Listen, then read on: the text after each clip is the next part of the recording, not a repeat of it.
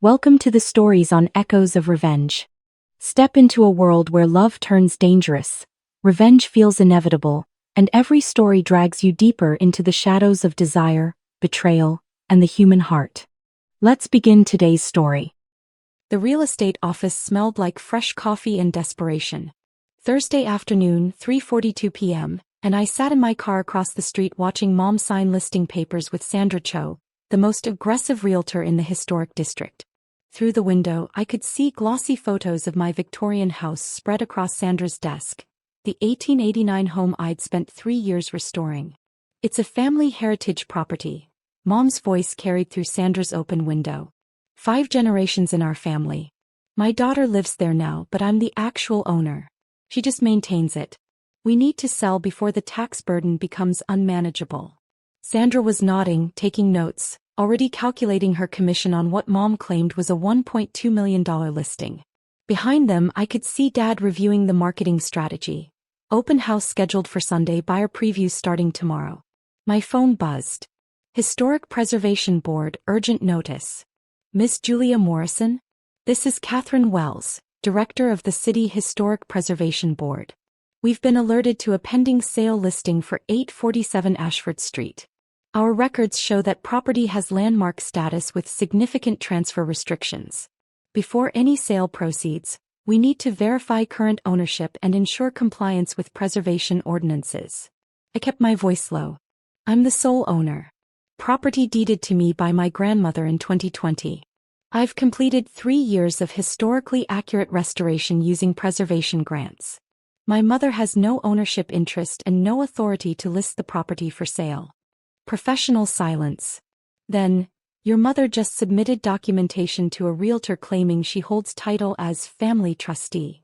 That's fraudulent representation on a protected historic property. We're required to investigate any irregular claims on landmark buildings. She's also scheduling an open house for Sunday and collecting offers from buyers who think they're purchasing available historic real estate. I pulled up the listing Sandra had already posted online. Live for less than an hour, already 17 interested parties. I'm forwarding my deed, restoration permits, and preservation grant documentation now. Send everything immediately. If your mother is misrepresenting ownership on landmark property, we're shutting down this sale and contacting law enforcement. Catherine's tone hardened. Historic property fraud is serious. These buildings are irreplaceable community assets. We don't tolerate ownership schemes that threaten preservation. I hung up, sent the documentation, then forwarded copies to the city attorney and the real estate licensing board.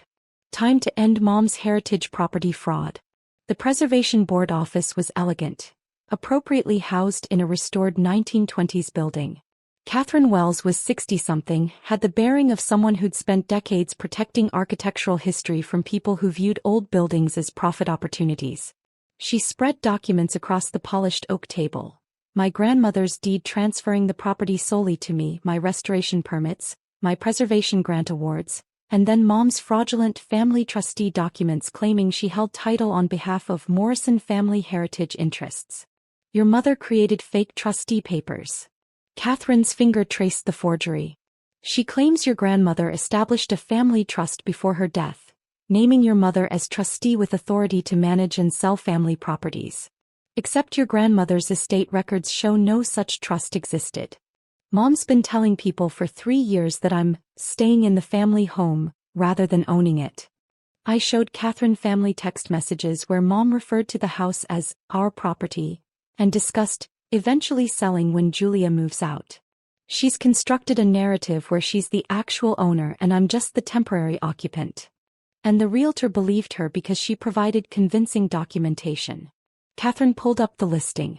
$1.2 million asking price. Sandra Cho's commission would be $72,000.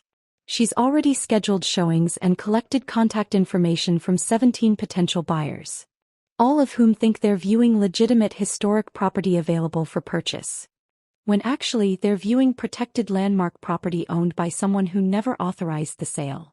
Catherine was already on her phone. I need an emergency cease and desist on the 847 Ashford Street listing. Historic preservation fraud investigation. She provided case details. And contact Sandra Cho. She needs to cancel all showings immediately and notify potential buyers the listing is fraudulent. She hung up, looked at me with something like sympathy. This is going to get ugly. Your mother's fraud creates liability for everyone involved. The realtor, the buyers, potentially the title company. They'll all be looking for someone to blame. As long as they're not blaming me. They won't be. Your ownership is ironclad and your preservation work is impeccable. You're the victim here. Catherine pulled up my restoration records. 3 years of historically accurate renovation. Period-appropriate materials. Expert craftsmanship. You've done everything right. Your mother's attempting to steal that and profit from your work. Exactly. The cease and desist hit Sandra Cho's office at 4:47 p.m. I wasn't there, but Catherine called with updates. Sandra was threatening to sue everyone. Mom for fraud, the Preservation Board for interference, even me for family property disputes. Her $72,000 commission had evaporated and she was furious. The 17 potential buyers received notifications that the listing was fraudulent. Several immediately contacted attorneys. One had already written a $50,000 earnest money check based on Mom's representations. That check became evidence of fraud rather than down payment. Mom was contacted at 5:15 p.m. by city investigators. She claimed misunderstanding and family disagreement, rather than acknowledging fraud. Dad tried to explain they'd thought the property was jointly owned through family heritage, despite never being on any deed. By 6 p.m., the Real Estate Licensing Board had opened an investigation into whether Sandra had performed adequate due diligence. The Preservation Board filed a formal complaint with the city attorney. And Mom's fake trustee documents were being analyzed for forgery.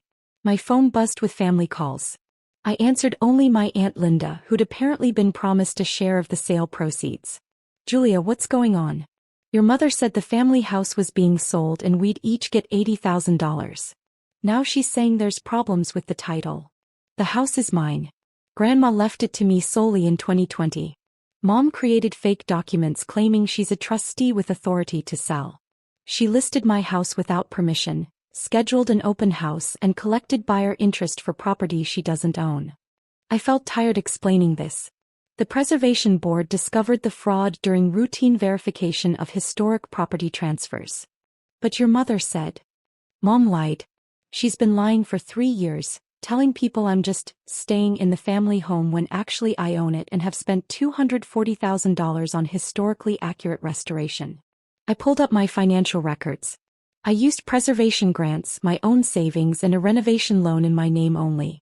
Mom has 0 investment and 0 ownership. Aunt Linda was quiet.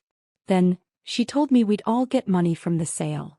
She told you that because she planned to pocket $1.2 million from selling my house and distributing portions to family members to make it look legitimate.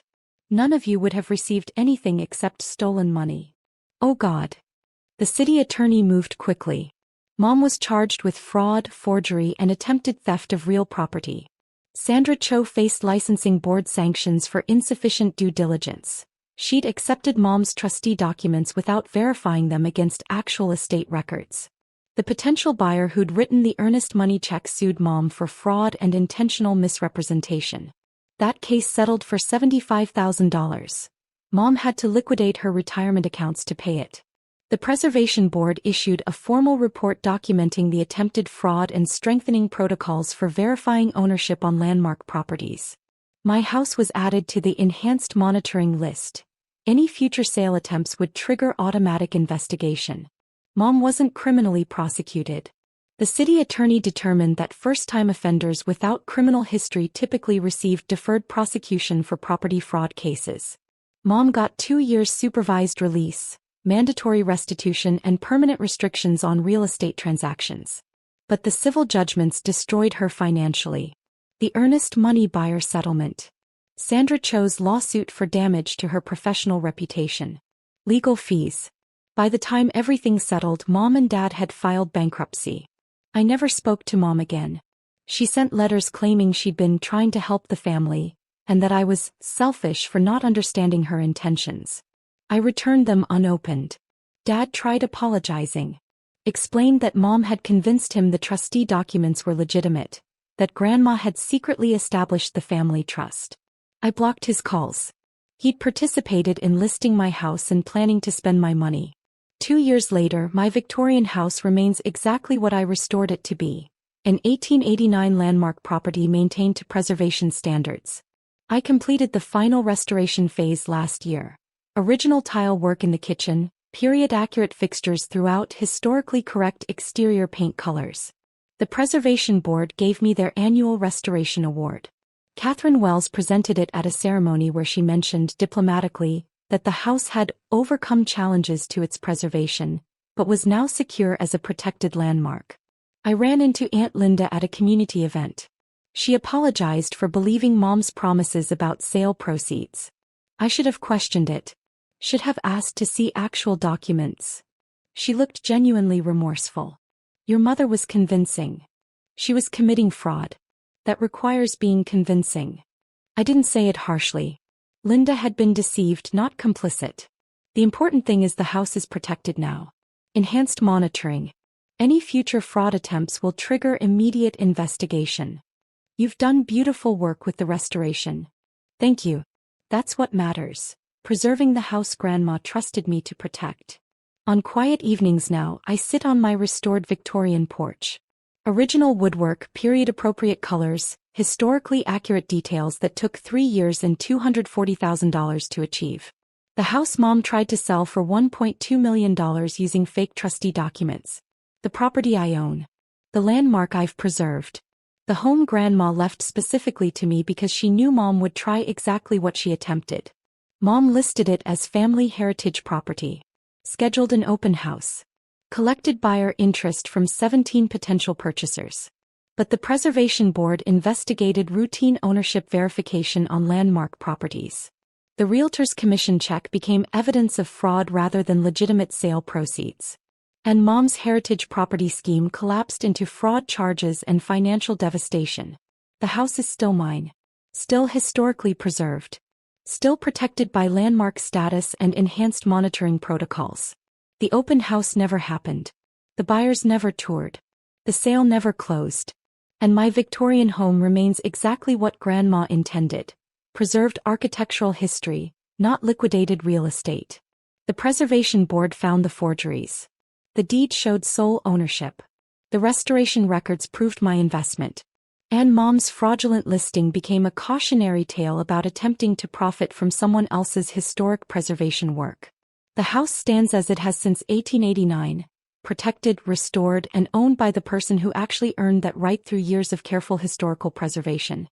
And that's worth more than any fraudulent family heritage sale could ever justify.